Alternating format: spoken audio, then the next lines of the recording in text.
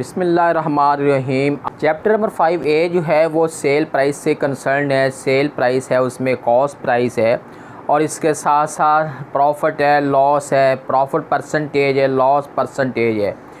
इन चीज़ों को हमने आज फोकस करना है। आपने मेरे साथ रहना है, वीडियो को आपने लास्ट तक देखना है ताकि क्वेश्चन का जो असल कॉन्सेप्ट है वो आपके माइंड में बैठ जाए। सबसे पहली बात ये है कि परचेज़ प्राइस क्या होती है, सेल प्राइस क्या होती है। परचेज़ प्राइस और कॉस्ट प्राइस में थोड़ा सा फ़र्क है। कॉमन में हम इसको परचेज़ प्राइस को कॉस्ट प्राइस ही लेते हैं, लेकिन टेक्निकली तौर पे इसमें थोड़ा सा फ़र्क है। फ़र्क ये है कि अगर हमने एक चीज़ है, सपोजिंगली हमने उर्दू बाज़ार से कोई चीज़ एक बुक ली है, वो 1000 रुपये की बुक हमें मिली है और हम इधर लेके आते हैं और आने जाने का 100 रुपये हमारा जो पेट्रोल का या 200 रुपये पेट्रोल का बन गया है, हमारे पास वो बुक जो है वो 1200 रुपये की पड़ गई है। इसका मतलब ये हुआ कि उसकी जो कॉस्ट प्राइस है वो 1200 रुपीज़ है। सेल प्राइस वो होती है जिस प्राइस के ऊपर शॉपकीपर जो होता है वो चीज़ को सेल करता है, हम उसका नेम जो है वो सेल प्राइस कहते हैं। अगर सेल प्राइस ज़्यादा है, कॉस्ट प्राइस कम है, तो हम कहते हैं कि पर्सन ने प्रॉफिट गेन किया है। और अगर कॉस्ट प्राइस ज़्यादा है, सेल प्राइस कम है, तो ज़ाहिर है उसमें फिर लॉस होता है। सबसे पहले मैं फार्मूले राइट करता हूँ, बताता हूँ कि सेल पर प्रॉफिट कब हासिल होता है और उसके बाद लॉस जो है किन कंडीशन में लॉस होता है, और फिर उसको प्रॉफिट परसेंटेज कैसे फाइंड करते हैं, लॉस परसेंटेज कैसे फाइंड करते हैं।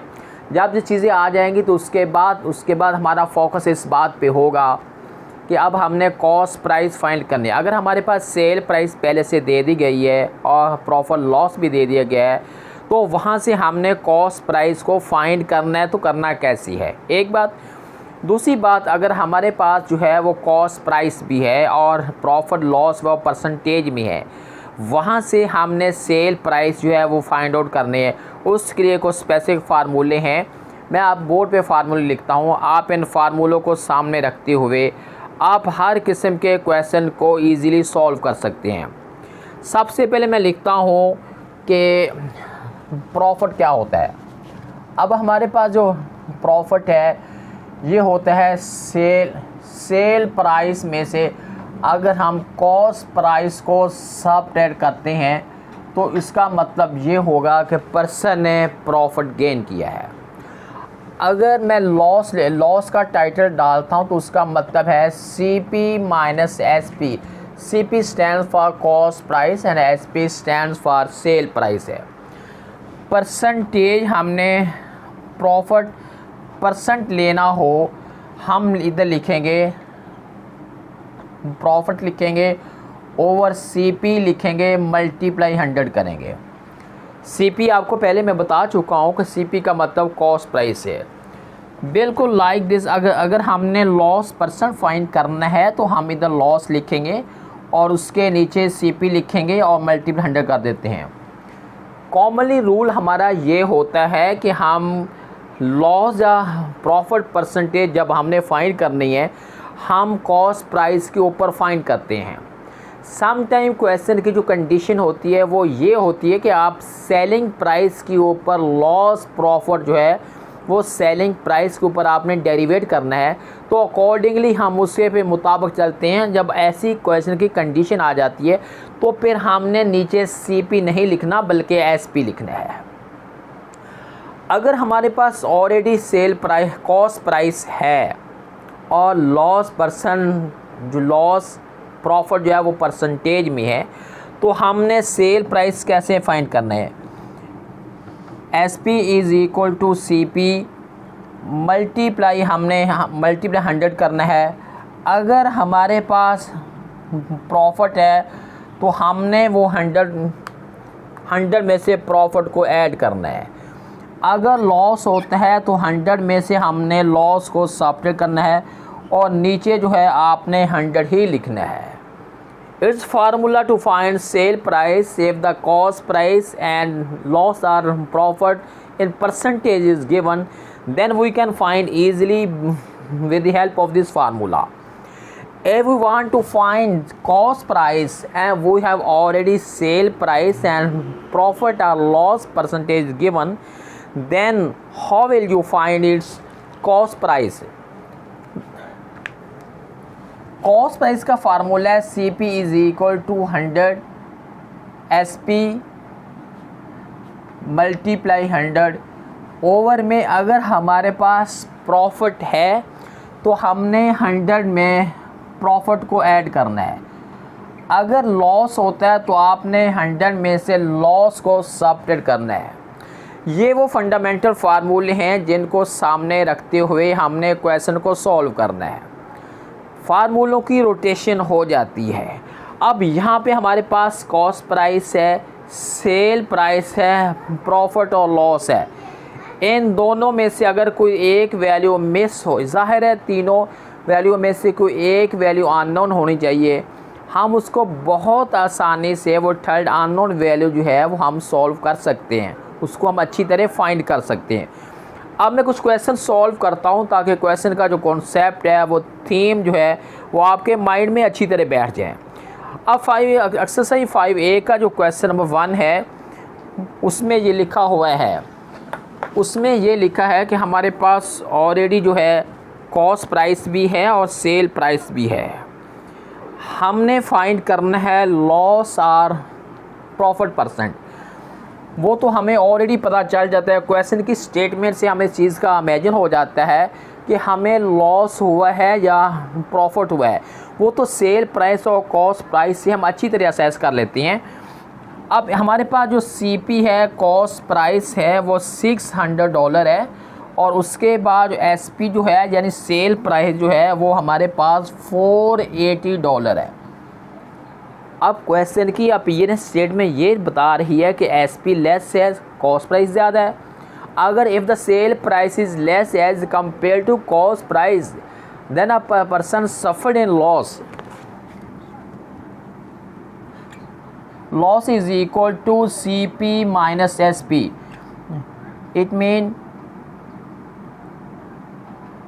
CP 600 minus 480 is equal to 120. Now we want to find loss percent. Loss percent is equal to 120 over 600 multiply 100.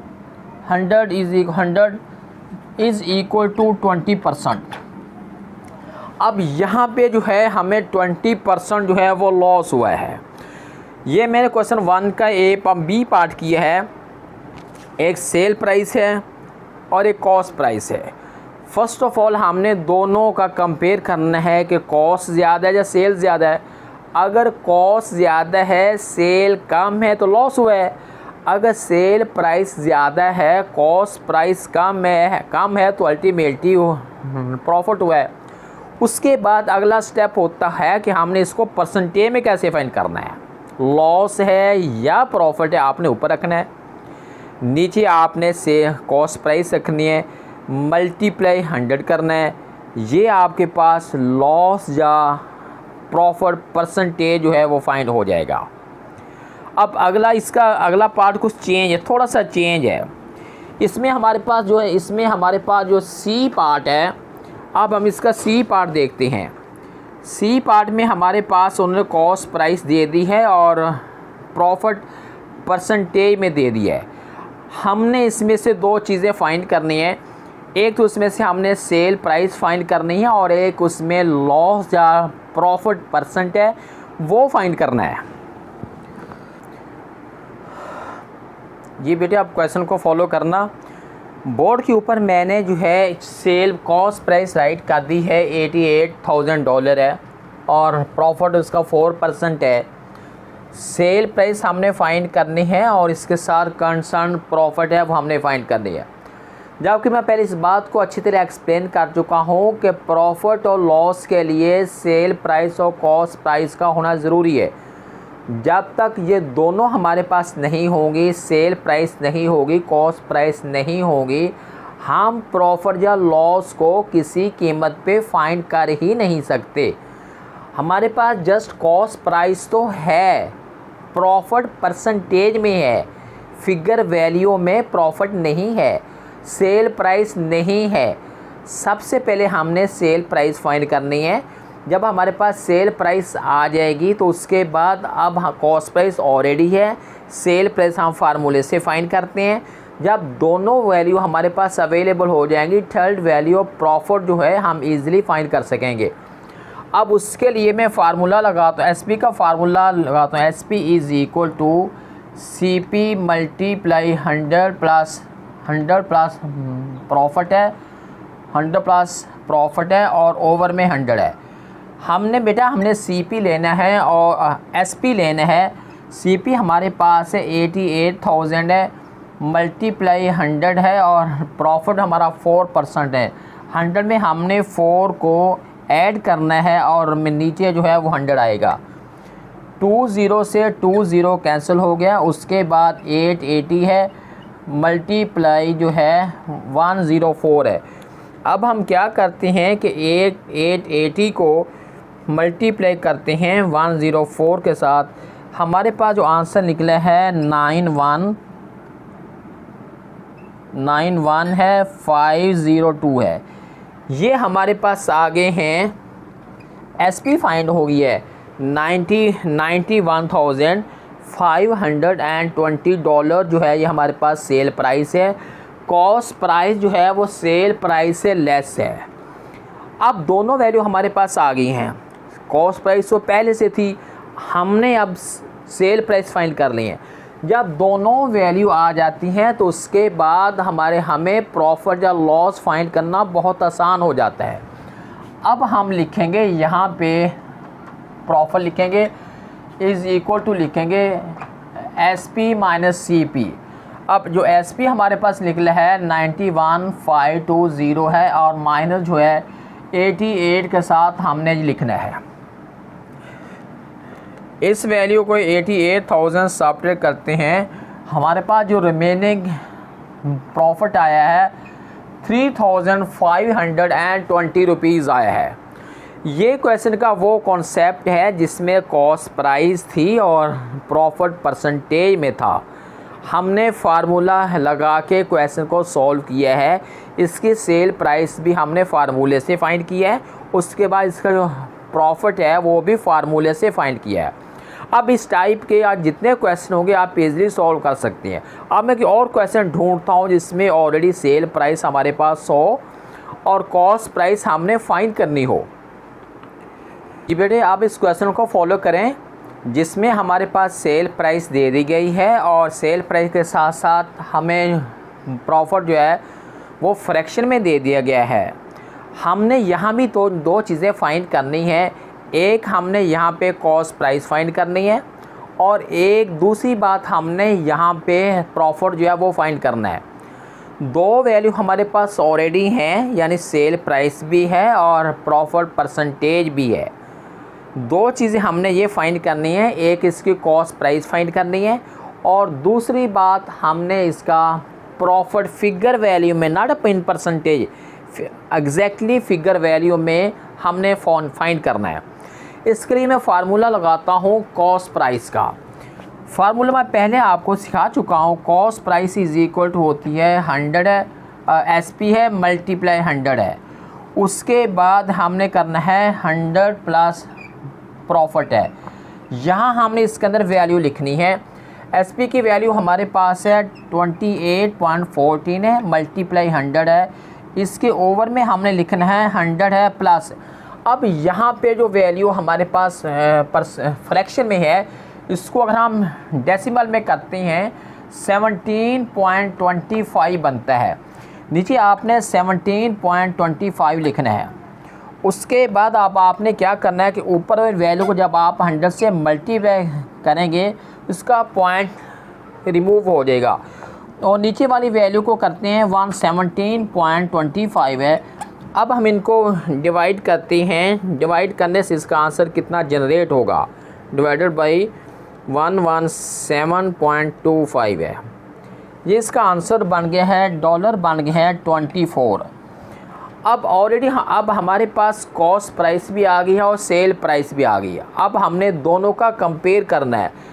Compare ना भी करें तो हमें उन्होंने खुद बता दिया है कि प्रॉफिट और परसेंटेज में है, मतलब है प्रॉफिट ऑलरेडी है। अब यहाँ पे हमने क्या लिखना है, हमें यहाँ पे जो प्रॉफिट है हमने वो फाइंड करना है। एसपी है, एसपी माइनस सीपी। एसपी हमारे पास ऑलरेडी जो रिटन फॉर्म में थी 28.14 है और सीपी हमारे पास ये बन गया है।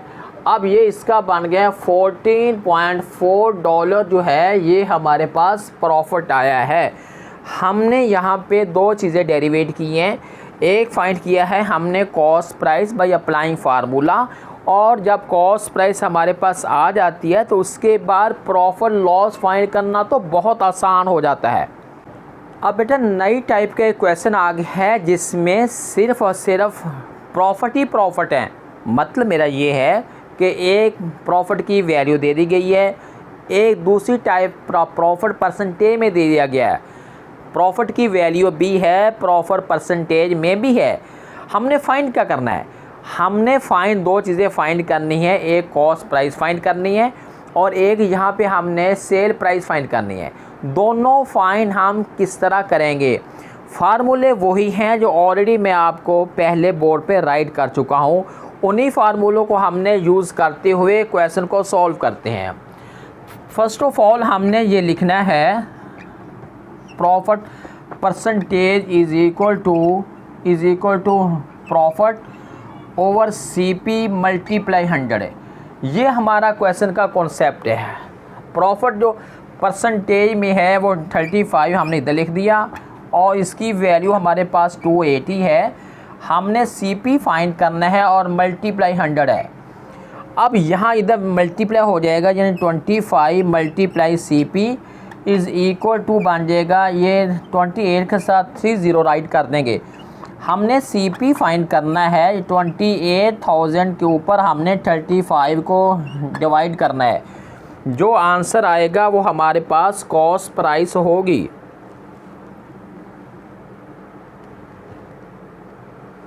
ये हमारे पास जो कॉस्ट प्राइस आ गई है वो 800 रुपीज़ हमारे पास कॉस्ट प्राइस आ गई है। हमने लेनी है सेल प्राइस। ये रूल का तो हमें ऑलरेडी पता है कि अगर हमारे पास प्रॉफिट होता ही उस वक्त है जब हमारे पास सेल प्राइस जो होती है वो बिगर होती है as compare to cost price. हमने यहाँ पे 800 हमारी निकली है कॉस्ट प्राइस और प्रॉफिट ऑलरेडी हमारे पास $280 है। हमने एसपी फाइंड करना है और सीपी यानी कॉस्ट प्राइस हमने फार्मूले से $800 हम ऑलरेडी फाइंड कर चुके हैं। हमने अब करना क्या है, हमने सेल प्राइस फाइंड करनी है। इस वैल्यू को अब हम इस साइड पे ट्रांसफ़र करते हैं। 280 में हम $800 ऐड करते हैं तो जो आंसर बन जाएगा इसमें बन जाएगा 1080 जो है ये हमारे पास कॉस्ट प्राइस आ गई है। बेसिकली क्वेश्चन सारे मिलते जुलते हैं, सिर्फ जस्ट थोड़ा सा कॉन्सेप्ट का फ़र्क है। फार्मूले भी वही। आप देखें इस क्वेश्चन में ना सेल प्राइस दे दी है ना उन्होंने कॉस्ट प्राइस दी है, प्रॉफिट परसेंटेज में दे दिया है और प्रॉफिट की सिंगल और वैसे वैल्यू दे दी है। अब हमने दोनों से हमने पहले सीपी फाइंड करेंगे कॉस्ट प्राइस। जब हमारे पास कॉस्ट प्राइस आ जाएगी और प्रॉफिट तो ऑलरेडी हमारे पास है, जब कॉस्ट प्राइस हमारे पास निकल आएगी प्रॉफिट पहले से है, दोनों को हम ऐड करके उसकी सेल प्राइस आसानी से फाइंड कर लेंगे। बेटा ये एक क्वेश्चन और है, उसे देखें ज़रा, उसका कॉन्सेप्ट इन सब से चेंज है।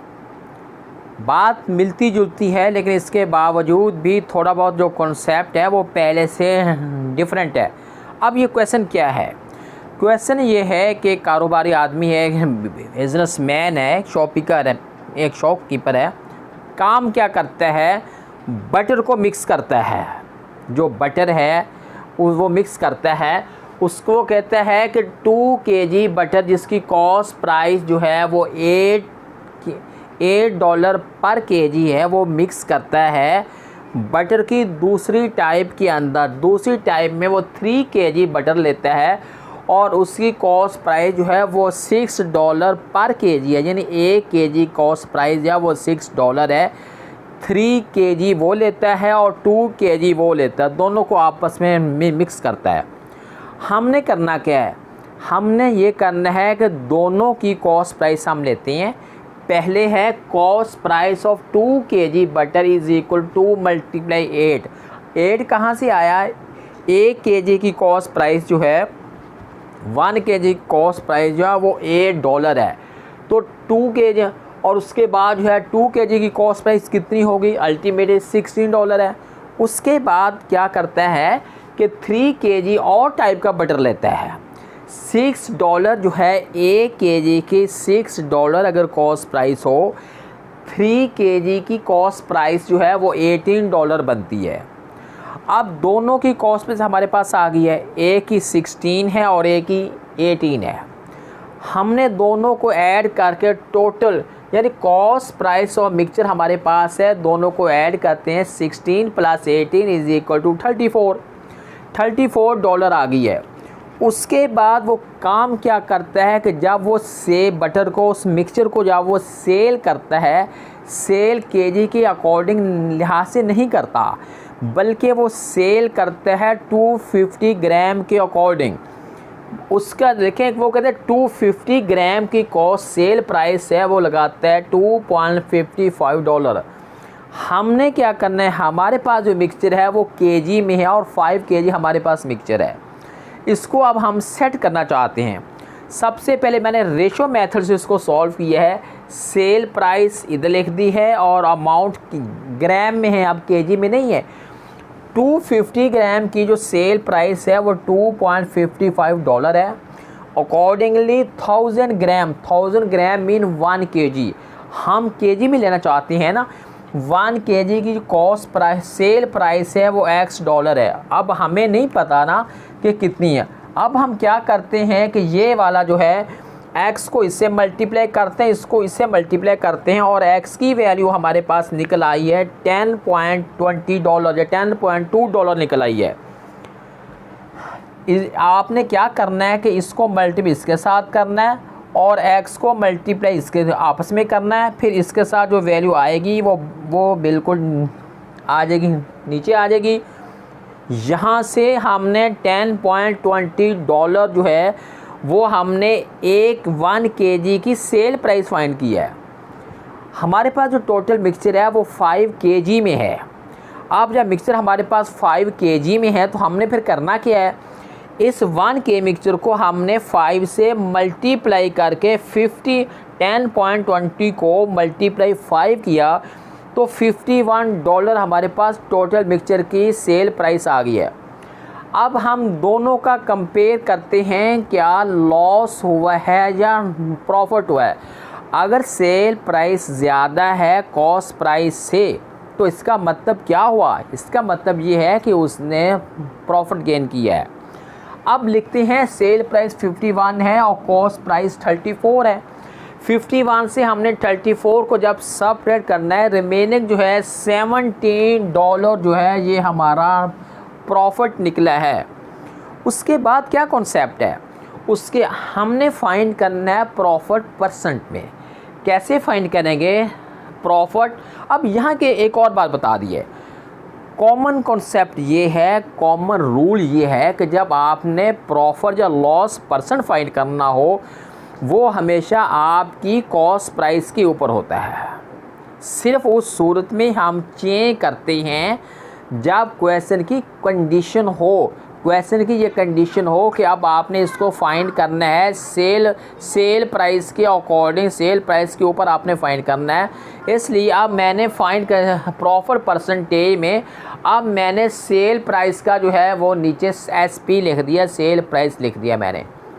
कॉमन रूल में नहीं आता, क्वेश्चन की कंडीशन थी फाइंड प्रॉफिट और loss percent on selling price. Selling price का लिखा था तो मैंने नीचे सेलिंग प्राइस भी लिखा है। अगर ना लिखा होता, सिंपल वर्डिंग यही होती कि फाइंड प्रॉफिट और लॉस परसेंट, तो तब मैंने इसके नीचे सिर्फ CP लिखना था, SP लिखने का कोई कॉन्सेप्ट नहीं था। अब क्या करना है, हमारे पास ये 17 निकला है प्रॉफिट है ओवर सेलिंग प्राइस हमारे पास जो है वो ये निकली है 51 मल्टीप्लाई 100 किया, इसको कैंसिलेशन के बाद 33.3% निकला, या इसको यूँ लिख सकते हैं 33 और 33 होल नंबर 1/3% है। ये हमने फाइंड क्या किया है, ये हमने प्रॉफिट परसेंट फाइंड किया है। बेटा ये क्वेश्चन एक और देखें, जो क्वेश्चन नंबर 5 है 5A का। इसमें ये है कि इसमें 3% एक फैक्स मशीन है, उसको परचेज़ कर रहे हैं और सेल कर रहे हैं। मैं इसकी एक्सप्लेनेशन इस तरह आपको बताता हूँ कि शर्ले ने फैक्स मशीन परचेज़ की है, कितने की है हमें कोई पता नहीं है। इतना बताया गया है कि शर्ले ने फैक्स मशीन परचेज़ करके आगे 25% प्रॉफिट पे डेवी को सेल कर दी है। अब डेवी ने 25% लॉस पे आगे आमरा को सेल कर दी है। अगर आमरा $360 अगर उसके पे करे तो फिर शर्ले ने कितने पे किए होंगे, मतलब है कि उसकी फैक्स मशीन की इनिशियल कॉस्ट प्राइस है वो कितनी होगी। इसको हमने अच्छी तरह फोकस करना है। हमें बेटा कॉस्ट प्राइस का नहीं पता, हम उसको जिस चीज़ का पता हमें नहीं होता हम उसको सपोज करते हैं। Let cost price of fax machine is equal to $X है, ये $X हैं, इसके कितने हैं। उसके बाद प्रॉफिट जो है 25% प्रॉफिट है। सेल प्राइस अब हमने लेनी है। सेल प्राइस किसकी है, सेल प्राइस शर्ले की है डेवी को। सेल प्राइस का फार्मूला है cell cost price is equal to multiply 100 plus profit over 100 है। कॉस्ट प्राइस इसकी X है, मल्टीप्लाई 25% प्रॉफिट पे है। 100 में हमने 25 ऐड करना है और ओवर 100 करना है। X मल्टीप्लाई 125 ओवर 100 है। कैंसलेशन के बाद 5X ओवर 4 बन गया है। यानी 5 कैसे बनेगा, 5 2s 5 5s 5 20s 5 5s और 5 4s, ये बन गया है 5X ओवर 4 जो है ये सेल प्राइस बन गई है शर्ले की डेवी को। अब अगर शर्ले की सेल प्राइस है तो डेवी की कॉस्ट प्राइस है, लिखा है CP डेवी। आप देखें sale price of Shirley is equal to cost price of Davy. CP of Davy is equal to 5X over 4 जो है। अब ये कॉस्ट प्राइस आ गई है डेवी की। अब डेवी जो है वो आगे जो है आमरा को 25% लॉस पे फैक्स मशीन को सेल कर रहे हैं। कैसे, अब इसका लॉस कितना है 25%। SP is equal to CP multiply 100 minus loss over 100 है। CP निकली है 5X ओवर 4 है, मल्टीप्लाई 100 माइनस 25 है। जो ओवर 100 आया तो उसको लास्ट पे 1 ओवर 100 कर दिया, ताकि क्योंकि पहले ये वैल्यू फ्रैक्शन में थी इसलिए उस वैल्यू को थोड़ा सा लास्ट पे ले गए हैं। कैंसलेशन किया 5X ओवर 4 है, मल्टीप्लाई 100 में से 25 को सबट्रैक्ट करते रिमेनिंग 75 है और 1 ओवर 100 है। उसके बाद इन सब को कैंसलेशन के बाद यानी 25 को 3 से 23 या 75 है, 25 4s 100 है, 5 3s 15 X ओवर 4 4s 16 है। ये वैल्यू हमारे पास आई है SP आई है अब डेवी की। अब डेवी की SP है तो कहाँ जो आमरा है उसकी कॉस्ट प्राइस है। 1% अगर एक चीज़ किसी को सेल करता है तो इसकी तो सेल प्राइस होती है, जो नेक्स्ट पर्सन जो उसको परचेज़ करता है उसकी कॉस्ट प्राइस होती है। अब क्या है कि डेवी ने सेल किया है और आमरा ने उसको परचेज़ किया है, तो इसलिए ये वैल्यू हमें लिखनी पड़ती है sale price of Davy is equal to cost price of Amra. अब cost price of Amra is equal to हमारे पास ये कितनी है, ये वाली जो है इसकी कॉस्ट प्राइस है और आमरा ने कितने पे किए, कितने पे करने का मतलब है उसने वो कितने की ख़रीदी फैक्स मशीन, उसके पे किए हैं $360। पे करने का मतलब ये है कि इसकी कॉस्ट प्राइस जो है अब इसकी ये बन गई है 360 is equal to 15 over X over 16 है। एक्स हमने एक साइड पे रखा, इसको इधर जाके मल्टीप्लाई किया, 15 को किया डिवाइड, आंसर निकलाया $364। क्वेश्चन ये है कि शर्ले ने कितने पे किए थे। पे किया का मतलब ये हुआ कि शर्ले जो है वो इब्तदाई जो है, इनिशियल पर्सन है, इब्तदाई बंदा है, उसने इसको कितने में परचेज़ किया था, उसकी जो कॉस्ट प्राइस थी, हमने एक्स निकला है, तो इसका मतलब ये हुआ कि हमने स्टार्ट में एक्स जो है कॉस्ट प्राइस, जो इनिशियल कॉस्ट प्राइस है फैक्स मशीन की, वो हमने सपोज की थी और उसका आंसर हमारे पास निकला है $384। ये बात आपने अच्छी तरह माइंड में रखनी है कि एक पर्सन ने चीज़ लेके नेक्स्ट को सेल कर दी, नेक्स्ट ने नेक्स्ट को सेल कर दी, तो हमने इनिशियल वाली जो है वो कॉस्ट प्राइस फाइंड करनी है। हमने फार्मूले लगा के ईज़िली उसको सॉल्व कर लिया है।